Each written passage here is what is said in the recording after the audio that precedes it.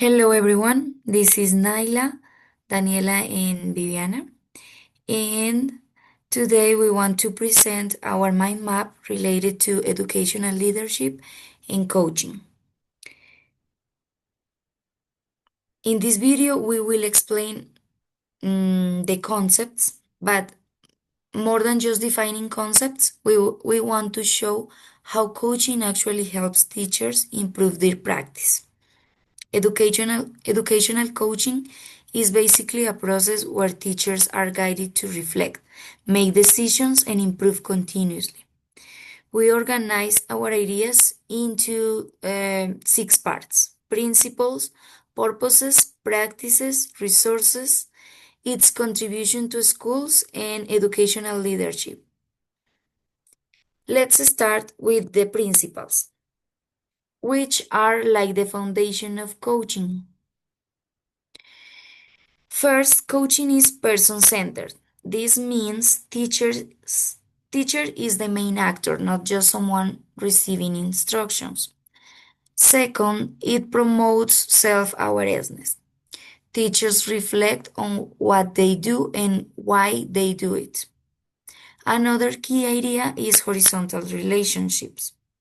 This means there is no hierarchy because the coach and the teacher work as partners. And finally, coaching develops autonomy. So instead of giving answers, it helps teachers find their own solutions. Now, let's continue with purposes. What is coaching for? Its main purpose is to transform teaching practice. For example, a teacher can move from traditional methods to more dynamic and student-centered strategies. It also supports professional development, meaning teachers keep learning and improving. Another purpose is strengthening leadership in teachers. And of course, all of this aims to improve student learning. So, coaching is not just about teachers, it directly impacts students. Okay, on the other hand, we have practices. Now let's look at how coaching actually happens in practice.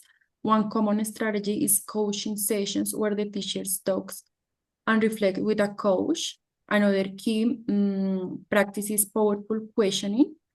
Instead of giving advice, the coach asks questions that make the teacher think deeper. There is also classroom observation. This helps identify what is really happening during the lessons. And after that, feedback is given, but it is constructive, not judgmental. And finally, teachers set goals to improve step by step. Then I am going to talk about resources. To support these practices, different resources are used. For example, the GRAU model helps structure conversation and goals. Rubrics are useful to evaluate teaching practices clearly. And also digital tools like mind maps help to organize ideas, and reflective journals allows teachers to track their progress. But the most important resource is still human interaction, because coaching is mainly about dialogue and trust. Now we're going to talk about the way it contributes. So, in this case, contextualized to urban public schools.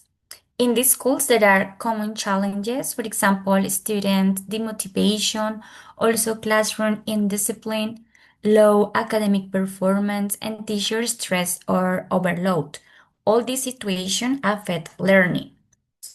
And how can we provide a solution? This is where coaching becomes really useful. It helps teachers reflect on their own practice.